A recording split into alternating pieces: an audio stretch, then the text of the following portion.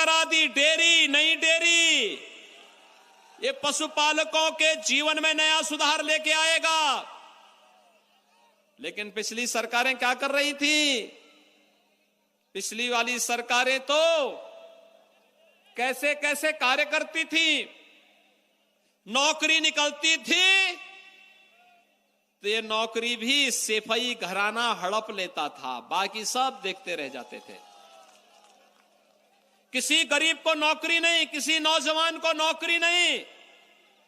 नौकरी के नाम पर चाचा भतीजा वसूली के लिए निकल पड़ते थे। भाइयों बहनों, नौकरी के नाम पर कैसे ये लोग ठगी करते थे। किसी भी नौजवान की भर्ती नहीं होती थी और भर्ती के नाम पर पैसे वसूली होते थे। कोर्ट रोक लगाता था, फिर भर्ती रुक जाती थी। आज तो हर नौजवान, हर गांव का कोई ना कोई नौजवान पुलिस में जरूर भर्ती हुआ है। उत्तर प्रदेश के अंदर 1.5 लाख पुलिस की भर्ती की है हम लोगों ने, और 1.5 लाख शिक्षकों की भी भर्ती की है।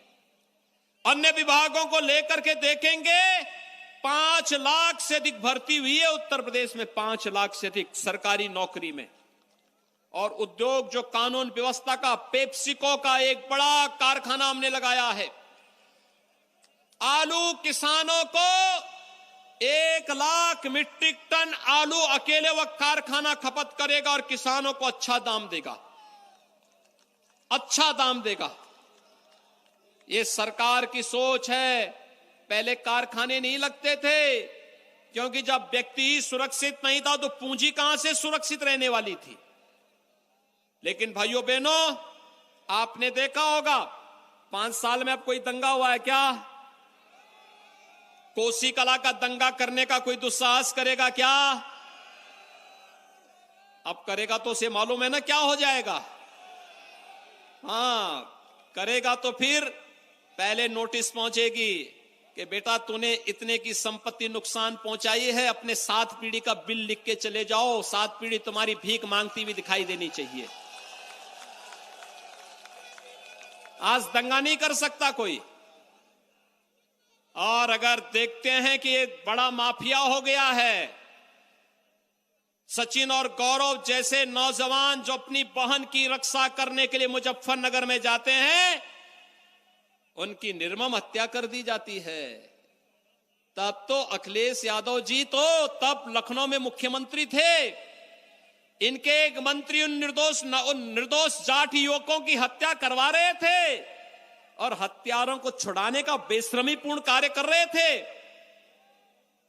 हमारी सरकार के समय कोई दुस्साहस नहीं कर सकता। बेटी की सुरक्षा की तरफ टेढ़ी नजरों से भी देखोगे ना तो दुर्योधन और दुशासन जैसा हाल हो जाएगा। गरीब की संपत्ति पर हाथ फेरने का कार्य करोगे, कमजोर को सताने का कार्य करोगे, व्यापारी को लूटने का कार्य करोगे, तो एक तरफ हमारा हाईवे बनता है, सड़क बन रहा है, फिल्म सिटी बन रही है, जेवर का एयरपोर्ट बन रहा है, और दूसरी तरफ माफिया के खिलाफ सरकार का बुलडोजर भी खड़ा रहता है। उसकी छाती पर भड़बड़ा करके हम बुलडोजर चलाने में भी संकोच नहीं करते हैं, क्योंकि ये माफिया प्रदेश को तबाह कर दिए थे, प्रदेश को बदनाम कर दिए थे। हमारे नौजवानों के सामने पहचान का संकट आ गया था। और अब तो हमारी सरकार ने तय किया है, उत्तर प्रदेश के हर नौजवान को स्मार्ट नौजवान बनाएंगे। 1 करोड़ टैबलेट और स्मार्टफोन देने का कार्य हमारी सरकार कर रही है। वर्तमान में 1 करोड़ नौजवानों को टैबलेट और स्मार्टफोन। कोरोना आया, कोरोना का बाप भी आ जाएगा, तब भी नौजवानों की शिक्षा में कोई बाधा पैदा नहीं कर पाएगा।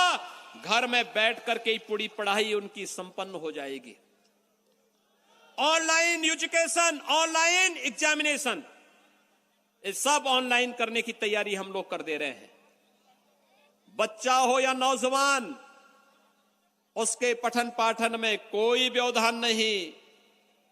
हर जनपद में मेडिकल कॉलेज बनाए जा रहे हैं, सिंचाई की सुविधा को बढ़ाया जा रहा है, धार्मिक आस्था का सम्मान हो रहा है, पेशेवर दंगाई और माफियाओं के खिलाफ सरकार सख्ती से निपटने का कार्य कर रही है। और भाइयों बहनों, मैं आज आप सबसे ये अपील करने के लिए आया हूं। देखिए, जैसे ही चुनाव प्रारंभ हुए और चुनाव के दौरान जैसे ही विभिन्न दलों को लगा कि अब सरकार सीधे कार्रवाई नहीं करेगी क्योंकि चुनाव आयोग बीच में है, तो उसने फिर से मेवाती गुंडों को बुला करके अपना कार्य प्रारंभ कर दिया है। यहां रामवीर सिंह की जो हत्या हुई थी ना, हमारे चौधरी साहब के जो प्रस्तावक थे प्रधान जी, उनकी प्रधान के हत्यारे